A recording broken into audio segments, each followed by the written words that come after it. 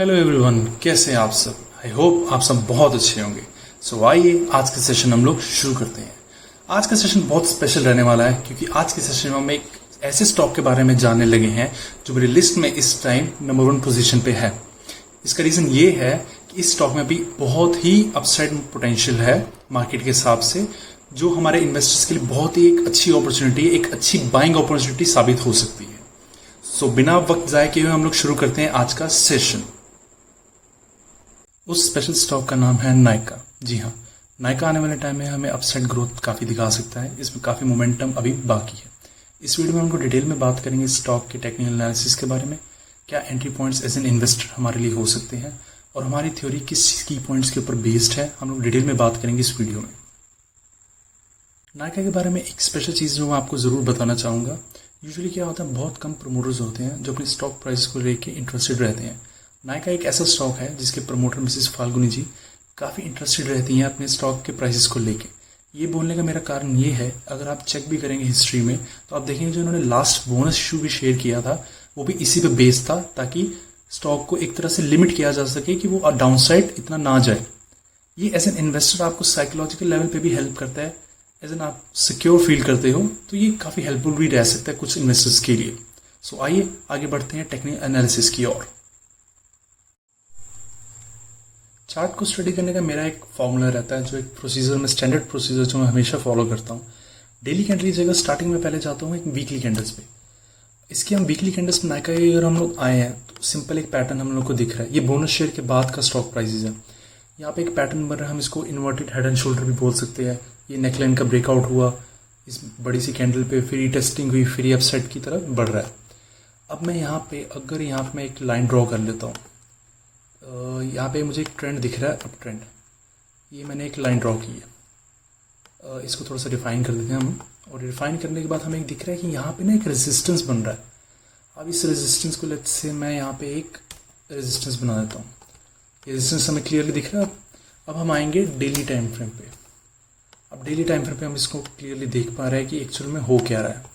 ये trend line कितनी strong है, आप देखो। यहाँ से ये सपोर्ट लिया, सपोर्ट, फिर यहाँ से फिर ये ऊपर गया, फिर सपोर्ट लिया। ये ट्रेंड लाइन मतलब टूट ही नहीं रही है, ठीक है। और उसके बाद हम लोग इसके अगर सपोर्ट जोन की बात करें तो सपोर्ट इसका हमें यहाँ पे ऑलमोस्ट मिल सकता है। इसको मैं कर देता हूँ ग्रीन कलर, ठीक है।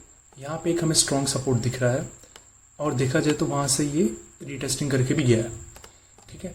तो अब इसके बाद अगर हम लोग थोड़ा सा ज़्यादा पीछे जाने की बजाय थोड़ा सा आगे की तरफ रहें तो आगे की तरफ आप लोग देख रहे हो यहाँ पे ना एक जोन बना हुआ है। इसको मैं सिंगल लाइन से डिफाइन नहीं कर सकता क्योंकि जोन है। अब यहाँ पे हम लोग ड्रॉ करते हैं एक ये जोन, ये आप देख रहे हैं, इसको कर देते हैं रेड कलर। अब ये जोन देखिए, ये है रेजिस्टेंस जोन। इसको इसने ऑलरेडी कितनी बार टेस्ट कर लिया है। फर्स्ट टाइम तो ब्रेकआउट दिया बट फेल हो गया। एक बार रीटेस्ट कर लिया इसने इस रेजिस्टेंस को, फिर टेस्ट किया, अब फिर टेस्ट किया। तो आपको क्या लगता है ये रेजिस्टेंस स्ट्रांग होगा या वीक होगा? ऑब्वियसली वीक होगा, क्योंकि यहाँ पे लोगों ने शॉर्ट किया। सबके स्टॉप लॉस ना ऑलमोस्ट यहाँ पे होंगे। हम इसको भी मार्क कर देते हैं। सबके स्टॉप लॉस ऑलमोस्ट यहाँ पे होंगे, ठीक है। लेट्स से अज्यूम कर लेते हैं हम लोग। अब फिर यहाँ पे फिर इनके चांसेस बने थे, फिर इन्होंने यहाँ पे शॉर्ट करवाया मार्केट को। फिर यहाँ पे एक हाई पिन बार कैंडल बनी है, उसके बाद फिर जाके कहीं पे ये शॉर्ट हुआ। अब इनके स्टॉप लॉसेस भी कहाँ पे आ गए, यहीं पे ना। फिर जाके मार्केट गई है उस तरफ। अब यहाँ पे रेजिस्टेंस लिया 16 जुलाई को। अब यहाँ पे फिर इन्होंने शॉर्ट किया, स्टॉप लॉसेस कहाँ पे गई, यहाँ पे। तो यहाँ इसका मतलब ये है कि सारे स्टॉप लॉसेस इस टाइम यहाँ पे स्टैंड कर रहे हैं, है ना। और इसका तो हाई अगर ब्रेक हो गया फिर तो कोई इसके आगे रेजिस्टेंस है ही नहीं है, ठीक है। तो अगर ये अब जब भी ब्रेकआउट आया ना तो बहुत स्ट्रॉन्ग ब्रेकआउट होगा, क्योंकि सबके स्टॉप लॉसेस हिट होंगे और ये जो सेल करके बैठे हैं ये सब लोग बाय करेंगे तो मोमेंटम और ऊपर जाएगा, शॉर्ट कवरिंग हो जाएगी, ठीक है। अब इसको हम लोग और कैसे स्टडी कर सकते हैं। हम लोग देख रहे हैं यहाँ पे एक तो इसका हाई है, इसके पीछे हाई है क्या, इसका बहुत दूर है हाई। अब मैं यहाँ पे क्या करता हूँ, एक फिबोनाची सेटअप बनाता हूँ। इसके हाई से ये इसका एक लो है, ठीक है। मैंने यूजुअली इसकी सेटिंग ब्लैक में की हुई है, आप भी चाहे तो कर सकते हैं। कलर्स मुझे ज़्यादा कुछ पसंद नहीं आते फिबोनाची के अंदर। तो यहाँ पे अगर हम लोग देखें तो क्या हो रहा है, यहाँ पे इसको हम लोग थोड़ा रिफाइन कर देते हैं और यहाँ तक आके। अब यहाँ पे देखिए, पहले तो ये 50% के नीचे चल रहा था, सिंपल लैंग्वेज में कहूँ तो 50% के नीचे चल रहा है। अब क्या हुआ, ये 50% के ऊपर आया था, सस्टेन किया, बट फिर जैसे वो बजट का फॉल आया, फिर ये नीचे आया, और वहीं से ट्रेंड लाइन से सपोर्ट लिया। अब इसने यहाँ पे स्ट्रॉन्ग ब्रेकआउट दिया 50% को यहाँ पे 167 रुपीज़ पे, रीटेस्टिंग भी की है, फिर स्ट्रांगली ऊपर गया, और हमारा भी सपोर्ट जोन कहाँ पे बनना था, यहीं पे बनना था, इसके आसपास ही। ठीक है, अब मैं इसको ना रिमूव कर देता हूँ। अब पर इससे पहले आप देखिए यहाँ पे 0.786% पे भी यहाँ पे एक रेजिस्टेंस है, वहीं पे जहाँ पे हम लोगों ने बनाया था। मतलब हमारा टेक्निकल एनालिसिस भी करेक्ट जा रहा है, अगर फिबोनाची के अकॉर्डिंग भी देखें तो ये भी मतलब हमें फिबोनाची भी सपोर्ट कर रहा है। अब मैंने इसको हटा दिया। ठीक है, अब और क्या हम लोग ऐड करते हैं, मुझे ना एक EMS भी अच्छे लगते हैं, मैं EMS भी अपना यूजुअली ऐड कर लेता हूँ। इसमें हम लोग 2 EMIs ऐड करते हैं। फर्स्टली तो मैं ऐड करता हूँ यहाँ पे, लेट्स से मेरा जो रहता है 21 का रहता है, 21 का स्टाइल हम लोग इसको कर देते हैं रेड। ठीक है, और सेकंड रहेगा 50 का, और इसको कर देता हूँ मैं ब्लैक। इसके क्रॉस ओवर्स EMS के ना काफ़ी सपोर्टिव रहते हैं। अब देखो यहाँ पे हम लोग क्लियरली देख सकते हैं, यहाँ पे क्रॉस ओवर हुआ है, ये 0.50% का ब्रेकआउट भी था, है ना, जहाँ पे ये रीटेस्टिंग भी थी। रीटेस्टिंग इसने एवरेजेस के क्रॉस ओवर पे ही की है। अब क्या हुआ इसके बाद, ये बुलिश क्रॉस ओवर है। जब 21 की एवरेज की मूविंग एवरेज 50 को क्रॉस करती है नीचे से, तो वो अपसाइड मोमेंटम शो करता है। अब यहाँ पे आप लोग देख रहे हैं कि इसने सपोर्ट कहाँ से लिया है, 21 की एवरेज से। ये सपोर्ट लेके गया, रेजिस्टेंस नहीं, सपोर्ट लेके गया है। और कैसे लिया है, पिन बार के थ्रू, एक तरह की डोजी क्रिएट करने की इसने कोशिश की है कि यहाँ तक आया था, बट यहाँ से फिर बाइंग आई है, इस एवरेज को टच करके बाइंग आनी शुरू हो गई थी।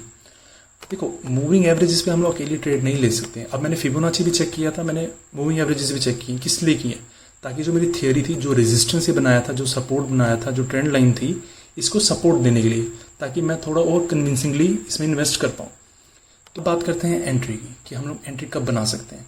देखिए एंट्री बन सकती थी, यहाँ पे बहुत अच्छी एंट्री बन सकती थी, जैसे कि इसने यहाँ पे ब्रेकआउट दिया, 50% का लेवल था ना फिबोनाची का, यहाँ पे फिर सपोर्ट लेके ये फिर ऊपर की तरफ गया, और यहाँ से इसने रेजिस्टेंस लिया है, जो कि बहुत अच्छी बात है।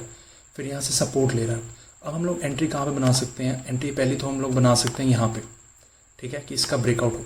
बट देखो आप, ये तो ऑलरेडी बहुत लेट हो गया ना, ये तो ब्रेकआउट देगा। देखो अगर आपको श्योर ट्रेड चाहिए तो फिर तो आप यहाँ पे ले सकते हो, फिर यहाँ पे कहीं इसका पुल बैक बनेगा, फिर इसके नीचे यहाँ पे कहीं स्टॉप लॉस डाल देना, है ना। बट मेरा क्या मानना है, इससे बेटर हमें यहाँ पे क्रॉस ओवर भी दिखा, हमें फिबोनाची भी दिखा, हमें दिखा 3 बार रीटेस्टिंग हो चुकी है रेजिस्टेंस की। तो मैं यहाँ पे एंट्री बनाना चाहूँगा इसी की क्लोजिंग पे, ठीक है, और फिर मेरा स्टॉप लॉस रहेगा इसके नीचे का, अराउंड 4.5% का, ठीक है। और देखो अब एंट्री कहाँ पे बननी थी, यहाँ पे, बट हमारा टारगेट ऑलमोस्ट यहाँ पे 5% का हो चुका होगा। इसी को कहते हैं सही टाइम पे एंट्री करना। और फिर इसका रेजिस्टेंस अगर मैं आगे देखूँ तो रेजिस्टेंस तो भी है ही नहीं है, मिनिमम टारगेट तो हमें यहाँ तक का दिख रहा है। और आपको मैं बताऊँ, जब ये ब्रेकआउट हुआ ना, ये भी टूटेगा और ये भी रेजिस्टेंस टूटेगा, ये सिर्फ यहाँ से लेके पुल बैक नहीं लेगा। और इसके आगे का रेजिस्टेंस हमें स्ट्रॉन्ग दिख रहा है यहाँ पे, जो कि बहुत दूर है। इसको भी मैं रेड कलर कर देता हूँ। अब देखिए ये कितना टारगेट बना, अराउंड 20% का टारगेट हमें इजीली मिल जाएगा अगर हम लोग यहाँ पे एंट्री करते हैं तो। अब मेरे हिसाब से ये बहुत अच्छी ट्रेड रहेगी, जिसको मैं ज़रूर ग्रैब करना चाहूँगा कल के दिन में। और अगर आपको भी ये एनालिसिस अच्छा लगा है, आप चाहें तो इस प्रोसीजर को फॉलो कर सकते हैं, काफ़ी इफेक्टिव रहता है, मैंने बहुत फॉलो किया है। और आप भी इस बेसिस को फॉलो करके ट्रेडिंग सीख सकते हैं। और रही बात कल के मार्केट की, अभी जिस हिसाब से मार्केट चल रही है, थोड़ा सा प्रेशर तो बना रहेगा कल के फर्स्ट हाफ में भी, लेकिन सेकंड हाफ में हम लोग अपसाइड मोमेंटम थोड़ा सा एक्सपेक्ट कर सकते हैं, स्पेशली नाइका में। अगर यहाँ पे कल मार्केट बहुत पॉजिटिव रही तो ये बहुत पावरफुल ब्रेकआउट हमें दिखा सकता है। सो आज के लिए इतना ही। Thank you so much.